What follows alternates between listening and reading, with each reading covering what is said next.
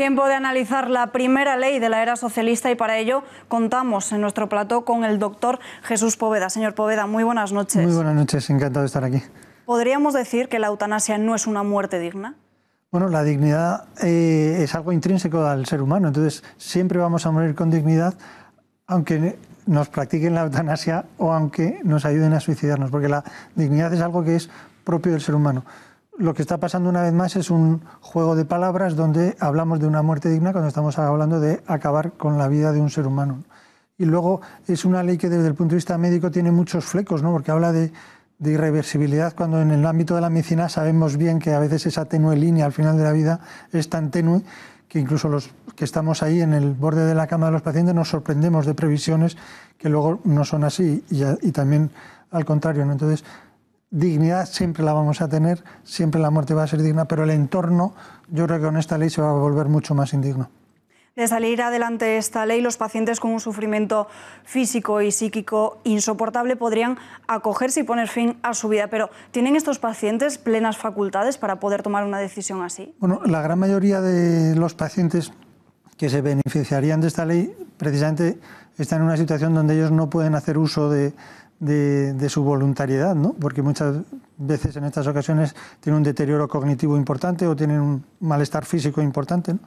Y entonces se va a jugar mucho con esa voluntad anticipada y también con ese entorno familiar, ¿no? Ese entorno familiar o ese entorno social. Hay un párrafo de esta ley que a mí me ha sorprendido mucho cuando dice que el entorno lo considere insoportable, ¿no? Muchas veces el entorno lo considera insoportable, pero hay que buscar otros entornos que sean soportables, ¿no?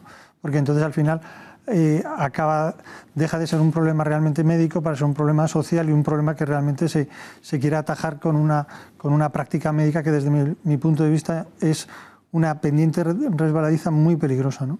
Es decir, si el paciente no puede comunicar su voluntad y el entorno decide poner fin a su vida, ¿se podría hacer? Sí, porque muchas veces se habla de la persona que tiene la patria potestad o la tutoría de la vida de esa persona, ¿no?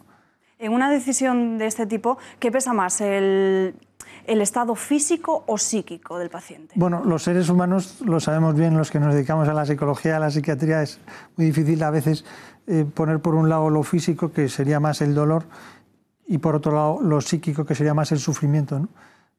Problemas físicos y problemas psíquicos van siempre de la mano, ¿no? Por eso es tan importante todo el tema de la analgesia. Uno de los grandes riesgos de la eutanasia es que se deja de investigar sobre la analgesia, se deja de investigar sobre la sedación, porque realmente ya se utilizan como medios para provocar la muerte, que eso es exactamente lo que es la eutanasia. La eutanasia es la acción o la omisión por la que procuramos la muerte de una persona para ese sufrimiento, ¿no? Pero hay una acción o una omisión y el objetivo es evitar el sufrimiento. Mientras que los cuidados paliativos, que apenas se mencionan en esta ley, lo que hacen es una propuesta mucho más integradora de la persona, mucho más del aspecto físico, aspecto psicológico, aspecto espiritual, ¿no? Porque los seres humanos tenemos todas esas áreas que hay que corregir, ¿no? Entonces, doctor, ¿cuál es la diferencia entre eutanasia y suicidio? Bueno, el suicidio es algo que hace uno con uno mismo, ¿no? Y el suicidio asistido es el que a lo mejor en uno de los momentos del proceso uno por una tetraplegia no puede acceder a tomar una sustancia o a tomar una medicación y en ese momento hay que asistirle, ¿no? Pero el suicidio, a diferencia de la eutanasia, es que uno mismo se provoca el fallecimiento, eso es el suicidio. Mientras que la eutanasia es la acción o omisión por la que se procura la muerte de un paciente para evitar el sufrimiento, con el gran riesgo de que nos despreocupamos ya del sufrimiento, nos despreocupamos de buscar alternativas, ¿no? Y yo creo que es una ley tremendamente peligrosa por lo que comento antes de la pendiente resbaladiza, ¿no?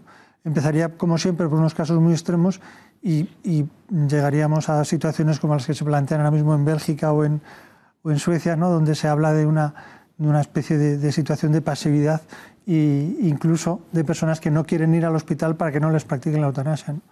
Desde el punto de vista médico yo creo que sería un fracaso esta legislación como está, ¿no? Que evidentemente hay que regular este tema, por supuesto, que estamos en el año 2018, que hay que potenciar los cuidados paliativos, por supuesto, ¿no? Pero a mí me parece que esta ley como está es un despropósito desde el ámbito médico.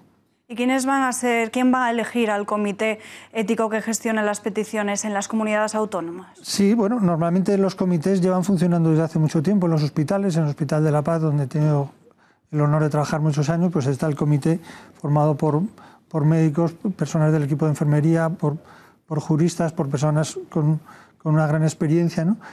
Sería muy preocupante que esos comités fueran comités políticos, ¿no?, en vez de comités éticos, ¿no?, donde la ética se ve siempre desde distintos puntos de vista y no con un matiz, porque entonces, claro, tener una ley para que en función del gobierno se aplique de una u otra manera es una situación tremendamente injusta, ¿no?